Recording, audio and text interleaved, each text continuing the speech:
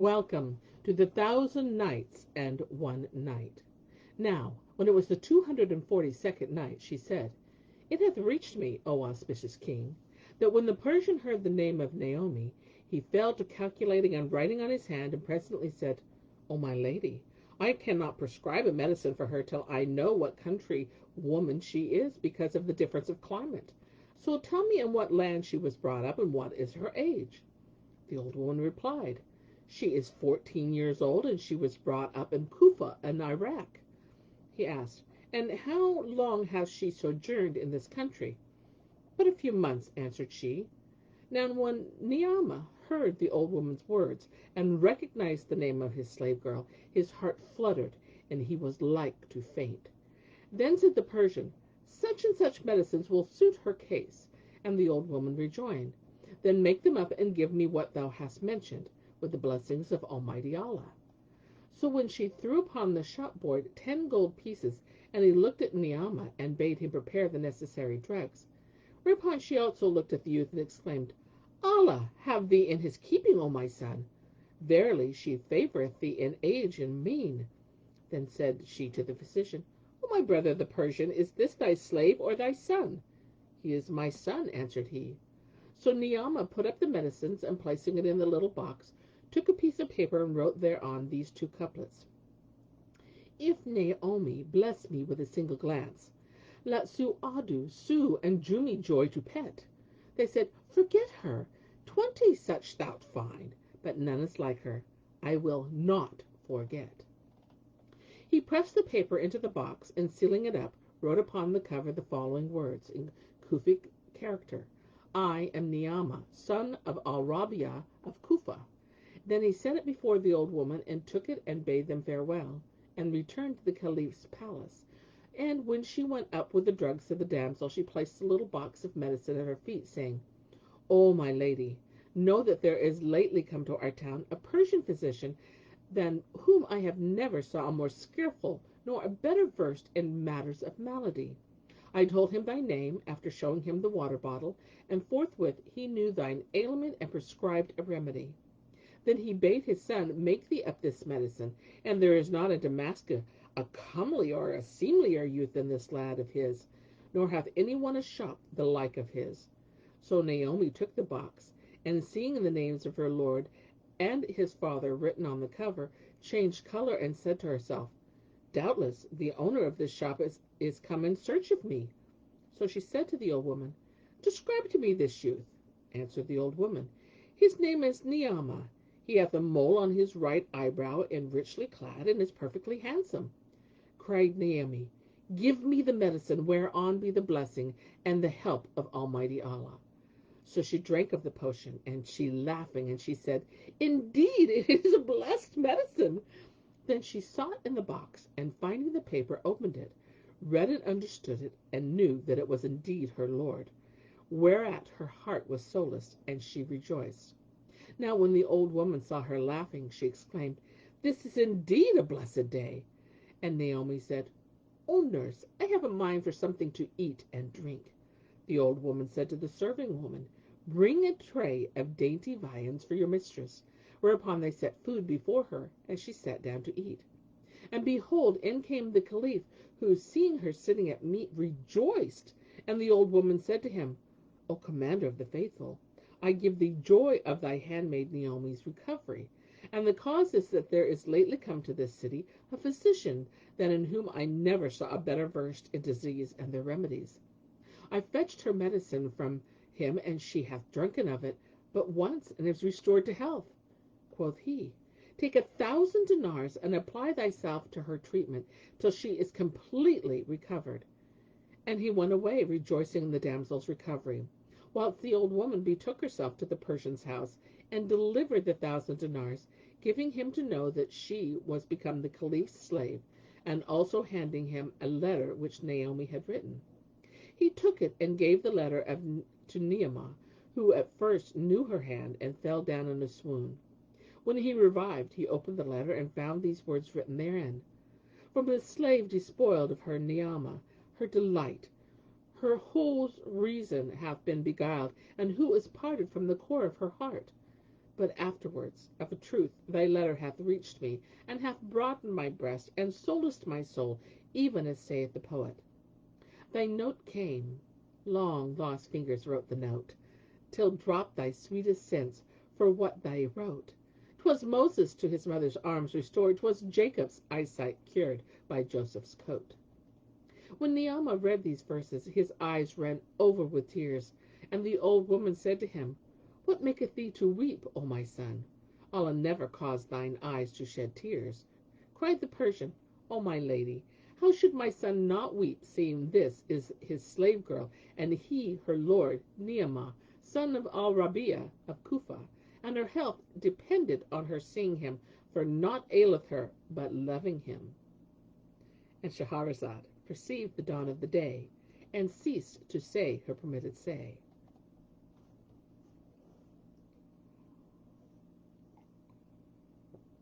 Now, when it was the 243rd night, she said, It hath reached me, O auspicious king, that the Persian cried out to the old woman, How shall my son not weep, seeing that this is his slave girl, and he her lord, Naomi, son of al-Rabi'a of Kufa, and the health of this damsel dependeth on her seeing him, and naught aileth her but loving him.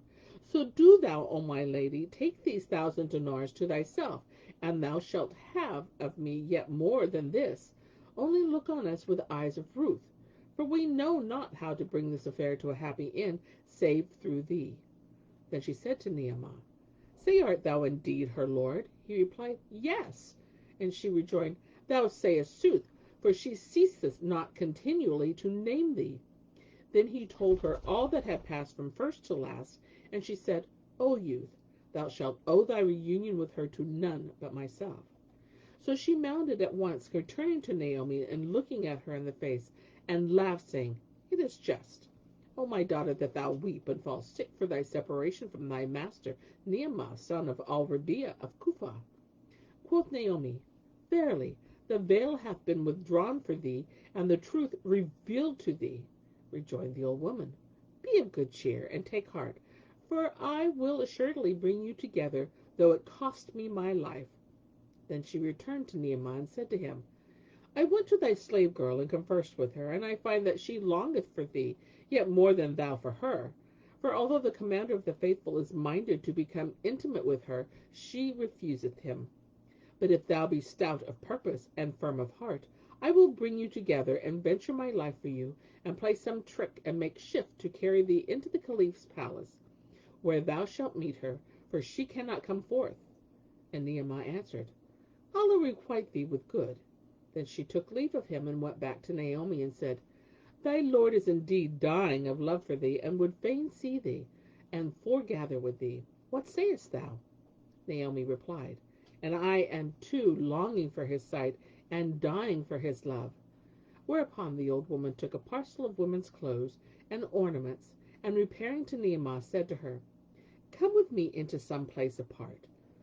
So he brought her into the room behind the shop, where she stained his hands, and decked his wrists, and plaited his hair, after which she clad him in a slave girl's habit, and adorned him after the fairest fashions of woman's adornment, till he was of the house of the garden of heaven. And when she saw him thus, she exclaimed, Blessed be to Allah, best of creators! By Allah, thou art handsomer than the damsel.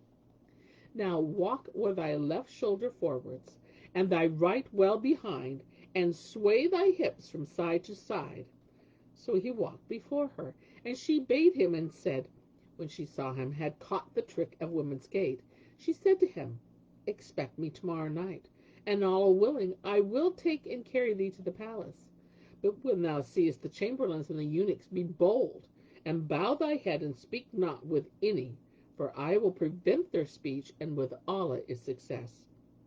Accordingly, when the morning dawned, she returned, and carrying him to the palace, entered before him, and he after her, step by step.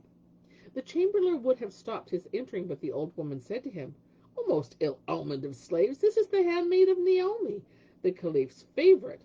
How durst thou stay her when she would enter?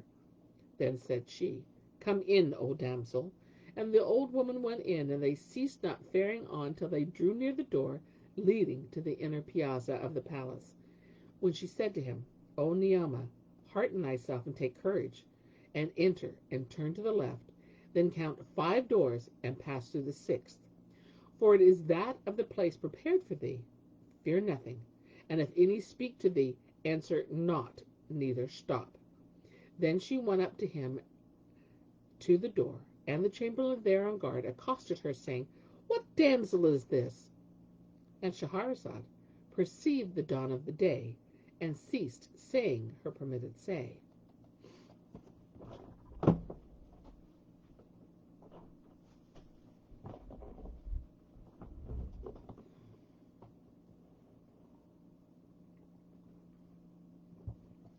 Now, when it was the 244th night, she said, It hath reached me, O auspicious king, that when the chamberlain accosted the old woman, saying, What damsel is this?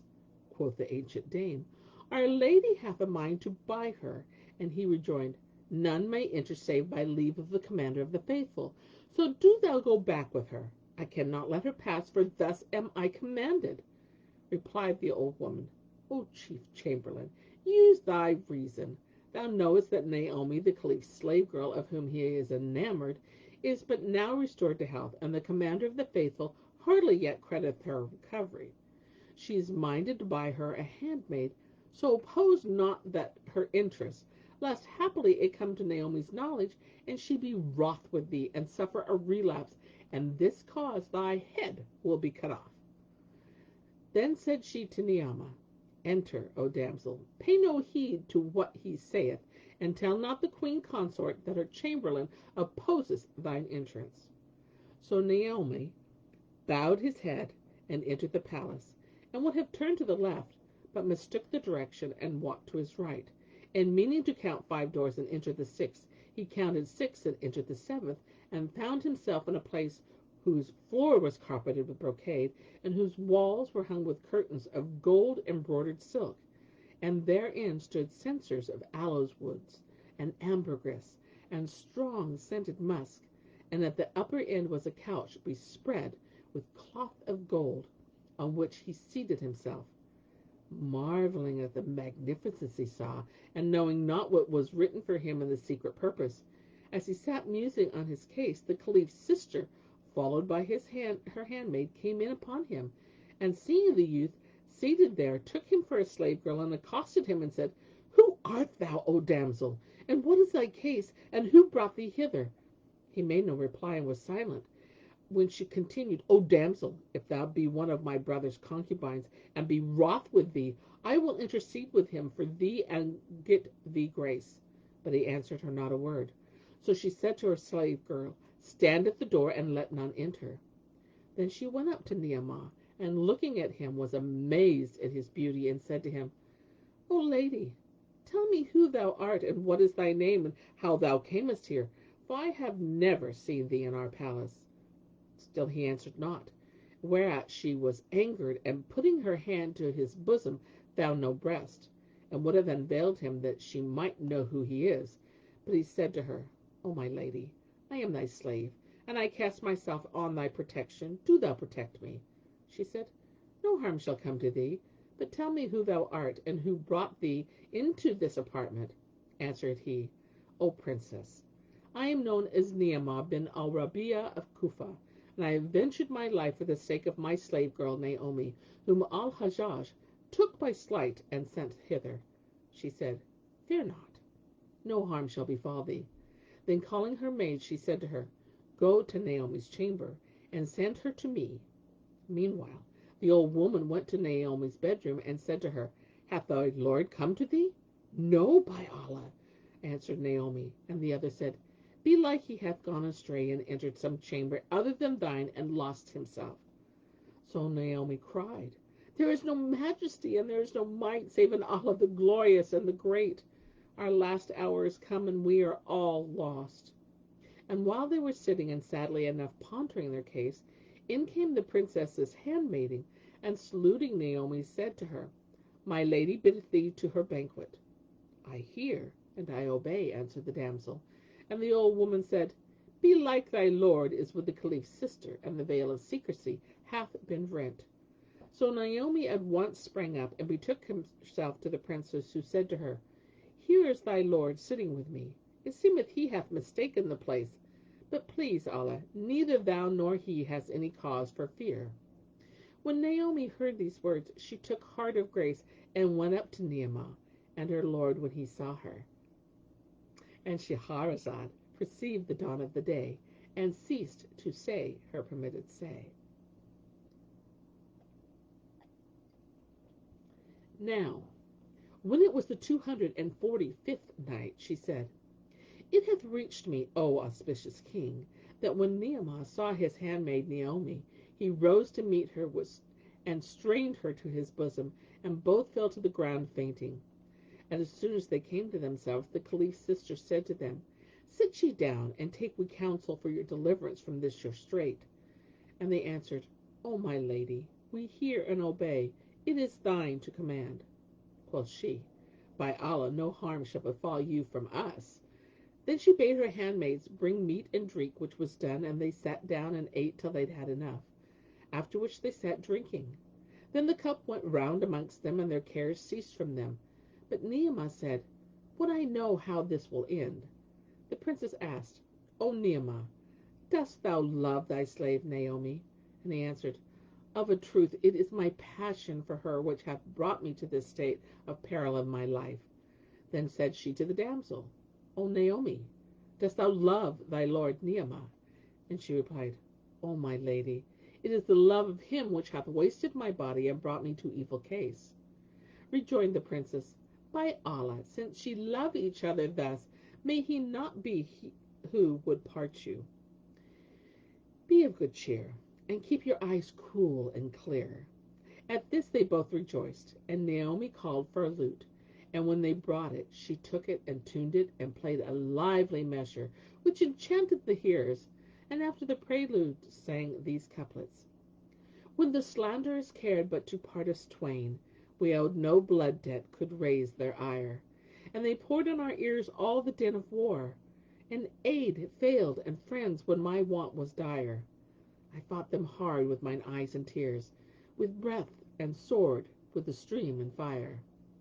Then Naomi gave the lute to her master Naamah, say, Sing thou to us some verse. So he took it up and played a lively measure, and toned these couplets. Full moon, if unfreckled, would favor thee, and sun unclipsed would reflect thy blee. I wonder, but love is full of wonders, and ardor and passion and ecstasy. How short the way to my love I fare, which from her faring so long I see. Now, when he had made an end of his song, Naomi filled the cup and gave it to him, and he took it and drank it off. Then she filled again and gave the cup to the Caliph's sister, who also emptied it, after which the princess in her turn took the lute and tightened the strings and tuned it and sang these two couplets. Grief cark and care in my heart reside, and the fires of love at my breast abide. My wasted form to all eyes shone clear, for desire my body hath mortified. Then she filled the cup and gave it to Naomi, who drank it off, and taking the lute sang these two couplets. O to whom I gave soul which thou torturest, and in vain I'd recover from fair unfaith, do grant thy favours my care to cure, ere I die, for this be my latest breath. And they ceased not to sing verses and drink to the sweet sound of the strings, full of mirth and merriment and joy and jollity, till behold, in came the commander of the faithful. Now when they saw him, they rose and kissed the ground before him. And he, seeing Naomi with a lute in her hand, said to her, O Naomi, praised be Allah who hath done away with their sickness and suffering. Then he looked at Naamah, who was still disguised as a woman, and said to the princess, O my sister, what damsel is this by Naomi's side? She replied, O commander of the faithful, thou hast here a handmaid, one of thy concubines and the bosom friend of Naomi, who will neither eat nor drink without her. And she repeated the words of the poet. Two contraries, and both concur in opposite charms, and charms so contraried by contrast lovelier show. Quoth the Caliph, By Allah omnipotent, verily she is as handsome as Naomi, and tomorrow I will appoint her a separate chamber beside that of her friend, and send her furniture and stuffs and all that befitteth her in honor of Naomi. Then the princess called for food and set it before her brother, who ate and made himself at home in their place and company. Then filling a cup, he signed to Naomi to sing. So she took the lute, after draining two of them, and sang these two couplets. Since my topper friend in my hand hath given 3 cups the brim and bubble ere since, I've trailed my skirts throughout night for pride, and though the prince of the faithful, I were thy prince. The prince of the true believers was delighted, and filling another cup, gave it to Naomi, and bade her sing again. So after draining the cup and sweeping the strings, she sang as follows. O most noble of men in this time unstound, of whom none may boast, he is equal found. O matchless in greatness of soul and gifts, O thou chief, O thou king amongst all renowned. Lord, who dealest large boons to the lords of earth, whom thou vexest not, nor dost thou them bound. The Lord preserve thee and spoil thy foes, and ne'er cease thy lot with good fortune crowned. Now, when the caliph heard these couplets, he exclaimed, By Allah, good! By Allah, excellent! Verily the Lord hath been copious to thee, O Naomi. How clever is thy tongue, and how clear is thy speech. And they ceased not their mirth and good cheer till midnight, when the caliph's sister said to him, Give ear, O commander of the faithful, to a tale I have read in books of a certain man of rank. And what is this tale? Quoth he. Quoth she, Know, O prince of the faithful, that there lived once in the city of Kufa a youth called Naomi, son of al-Rabi'a, and he had a slave girl whom he loved, and who loved him. They had been reared in one bed, but when they grew up and mutual love got hold of them, fortune smote them with her calamities, and time, the tyrant, brought upon them his adversity and decreed separation upon them. Thereupon designing and slanderous folk enticed her by sleight forth of his house, and stealing her away from her home, sold her to one of the kings for 10,000 dinars. Now the king loved her lord, even as he loved her. So he left kith and kin and house and home and the gifts of fortune, and set out to search for her. And when she was found, he devised means to gain access to her. And Shahrazad perceived the dawn of the day, and ceased to say her permitted say. And so do I cease my tale for the day, till it be morrow.